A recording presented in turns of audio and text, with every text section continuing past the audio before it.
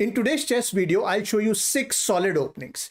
3 for white, 3 for black. If you're a beginner or you don't have much opening knowledge or you're just confused about which opening to play, then this is the video for you.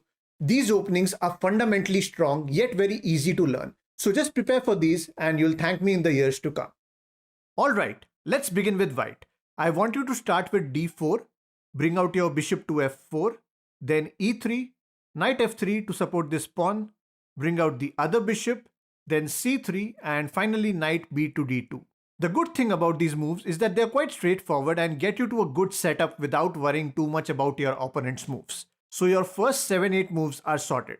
This is what we call the London system. Let's see how this looks in an actual game. As white, you'll play the standard moves that I showed you. Bishop f4, knight f3, e3, and now here if he plays bishop d6, don't exchange the bishops. Instead, just move back to g3 so that if he ever takes, you can recapture with the h-pawn and then attack with your rook.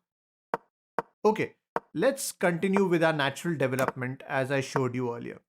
And ultimately, you'll reach this position. This is the ideal opening setup for white where you build a pyramid of pawns just like this.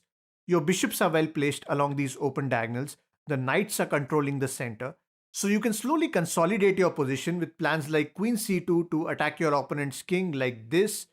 You can also go for a pawn storm and castle on the queen side, or you can break open the center with e4.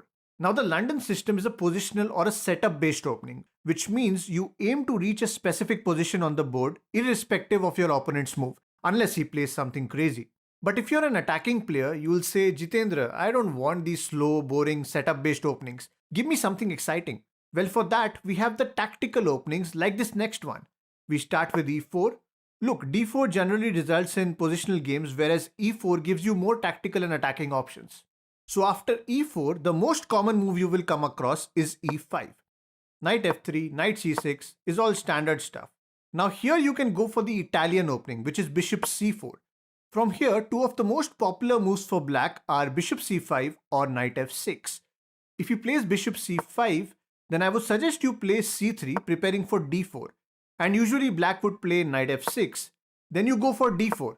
If black takes, you can take back, and then we have some interesting tricks and traps which we call the Greco Gambit. I have made a separate video on this, so please check it out here. Going back, in this position, if black plays knight f6, then you can move forward with knight to g5 and then put pressure on this weak f7 square. He can block with d5, but if he's not careful and recaptures with the knight, then he's gone. That's what we call the fried liver attack. This is another interesting gambit where we sacrifice our knight to expose the black king. I have made a video for this as well. You can check it out by clicking on the I button above. So that was the Italian game. Guys, if you're enjoying the video so far, do hit the thumbs up button right now. Okay, now what if after e4 your opponent plays c5? This is the Sicilian defense, another popular opening that black can force you to play. To counter this, I would suggest you learn some basic and common variations of the Sicilian. A lot of black players like to see the open Sicilian because that's what they are most comfortable with. So a setup that I would recommend for white is the closed Sicilian, which begins with knight to c3. Not only does this reduce the attacking options for black, but this is comparatively a simpler variation for white to handle since there is not much theory you have to study.